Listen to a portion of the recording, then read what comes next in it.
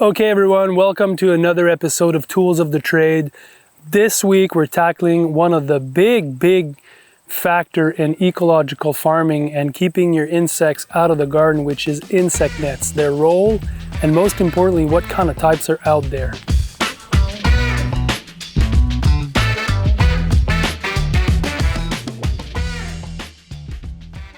So we made this video with Dubois Renovation. They're a company based here in Quebec. They distribute nets and a lot of other products for market gardeners and small scale growers through all of North America. And since I've started farming, they were the first one to introduce me to these nets, and they're a game changer. So for me, it's not possible to grow all the crops that I grow in the market garden without these nets, because they're the 100% guaranteed that I won't have any problems with a lot of insects that are problematic in the fields. They let the light in, they let the water in, depending on the mesh size and the weight, they'll have more airflow underneath, but the impact that they have to protect the crop against insects is major. So they're really useful in the toolbox of any market gardener. And what I want to do now with you is explore which types of nets are out there, what are the pros and cons of everyone, so that you can find your way to make sure that you have the right net for what you want to do in the market garden. When buying insect nets, the most important aspects to consider are the following: the size of the mesh that will determine which insects are blocked, the porosity, which determines the level of aeration and water it allows to pass, the percentage of light it transmits, the durability, the minimum number of seasons it will be used, and the dimension, which are directly related to your bed length and the number of beds you want to cover. So choosing the right net is something that needs to be thought about carefully. First of all, the perfect net doesn't exist. So there's 3 different nets that I use and recommend, and each one of them has their own kind of set of upsides and some downsides. First of all, we use only Protect nets, and these are the best nets out on the market. Dubois was the first company that I started to work with many years ago. I think they were among the first one to import those nets from France. And the classic nets that I've used over the year is the 25-gram Protect net. So this one has mesh size that is small enough so that most of the insects that I have problems with, sweet midge and flea beetles, they can't go through it. And its main advantage, again, is that it's super light. So I don't need to put a wire hoop underneath to hold it, and it's gonna dry super fast if there's dew in the morning. The drawback or the downside is that it's more fragile. This net, you can use it for 2-3 seasons, and then it starts to rip.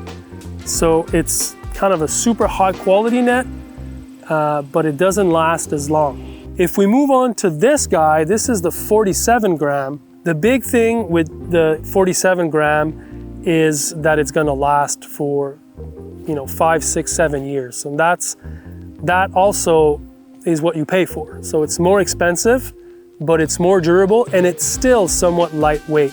There's a few insects that can go through this one, so it's not 100% coverage, but it's good enough for most insects on the farm. And you can refer to the chart that comes with this video to know which net will cover against which insect. And lastly, we have also this one, also from Protect Net. This one is newer on the market. This is a heavy duty net. It's not knitted, it's meshed. It feels like a screen. And this one will be good for almost all the insects and will last for many years. The only kind of drawback, if there is one, is that it's heavy. Also, since it's not knitted, it has a tendency to kind of rip open. So when you cut it, it's better to kind of burn it like you would do on a landscape fabric.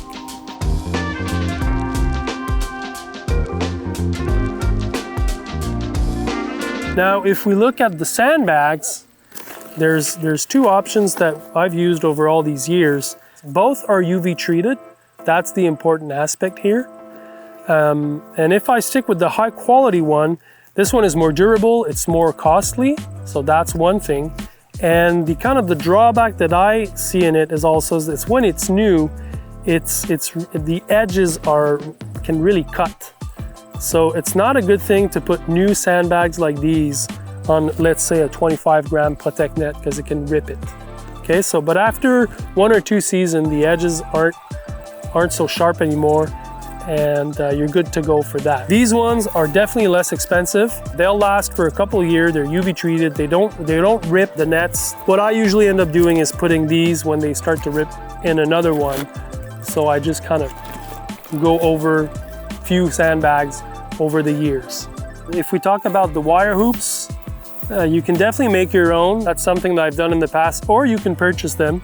The big upside for me to purchase these is that they're straight. Once you bend them to put them in the field, but they'll have the tendency to come back and straight. So they're easier to store that way than when you're buying a roll that you're kind of cutting that's kind of already has the round shape. So these are all the different options that are out there. Then understanding how to use them efficiently, how to cut them the right size, we'll look at that right now.